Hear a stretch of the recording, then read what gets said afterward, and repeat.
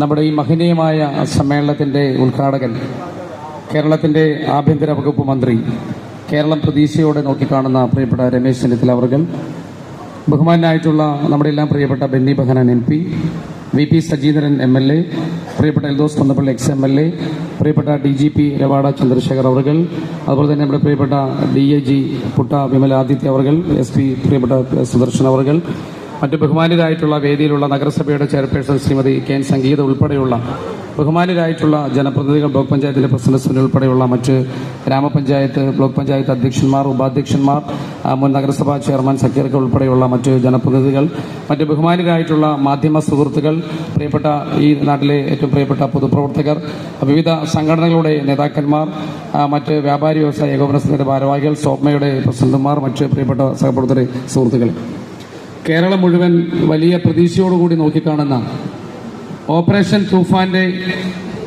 ആരവം ഇരമ്പുന്ന ഒരു വലിയ ലഹരി വിമുക്ത റാലി നടത്തിയിട്ടാണ് നമ്മൾ ഇവിടേക്ക് എത്തിയിട്ടുള്ളത്. കേരളം ഇന്ന് ഇരു കൈയിൽ നീട്ടി സ്വീകരിച്ച ഏറ്റവും വലിയൊരു ഓപ്പറേഷനാണ് ഓപ്പറേഷൻ തൂഫാൻ. നാട് മുഴുവൻ ആഗ്രഹിച്ചിരുന്ന, ഈ കേരളം മുഴുവൻ ഏറ്റുവാങ്ങുന്ന ഏറ്റവും വലിയ ലഹരി മുക്ത പോരാട്ടമായി ഓപ്പറേഷൻ തൂഫാൻ മാറുമ്പോൾ അതിന്റെ കേന്ദ്ര ബിന്ദുവായിട്ടുള്ള പെരുമ്പാവൂരിൽ ഏറ്റവും ബഹുമാനനായിട്ടുള്ള ഈ പ്രവർത്തനങ്ങൾക്ക് ആകെ നേതൃത്വം കൊടുക്കുന്ന ആഭ്യന്തര വകുപ്പ് മന്ത്രി തന്നെ പങ്കെടുത്ത് ഈ പെരുമ്പാവൂരിൽ ലഹരിമുക്ത നാടായി പെരുമ്പാവൂരിനെ മാറ്റാനുള്ള ജൈത്രയാത്രയാണ് നമ്മൾ ആരംഭിക്കുന്നത്.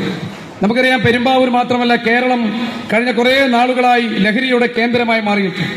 നമ്മളെല്ലാം ആഗ്രഹിച്ചിരുന്നു ലഹരിക്കെതിരായി അതിശക്തമായിട്ടുള്ള പോരാട്ടം ഉണ്ടാകുമെന്ന് നമ്മൾ ആഗ്രഹിച്ചതാണ്. പക്ഷേ എന്തുകൊണ്ടോ, ഞാൻ മറ്റൊന്നും പറയുന്നില്ല, എന്തുകൊണ്ടോ ഈ ലഹരിക്കെതിരായിട്ടുള്ള പോരാട്ടം പലപ്പോഴും വേണ്ടത്ര രീതിയിൽ ഗുണം ചെയ്തില്ല, അല്ലെങ്കിൽ ഉണ്ടായിരുന്നില്ല എന്നുള്ള തോന്നൽ നിൽക്കുമ്പോഴാണ് പുതിയ ഗവൺമെന്റ് അധികാരമേറ്റ് ഈ ഗവൺമെന്റിന്റെ കീഴിൽ, ആഭ്യന്തര വകുപ്പിന്റെ കീഴിൽ അതിശക്തമായിട്ടുള്ള മുന്നേറ്റമായി ഓപ്പറേഷൻ തൂഫാൻ മാറി നമ്മുടെ മുമ്പിൽ ഉണ്ടായിട്ടുള്ളത്.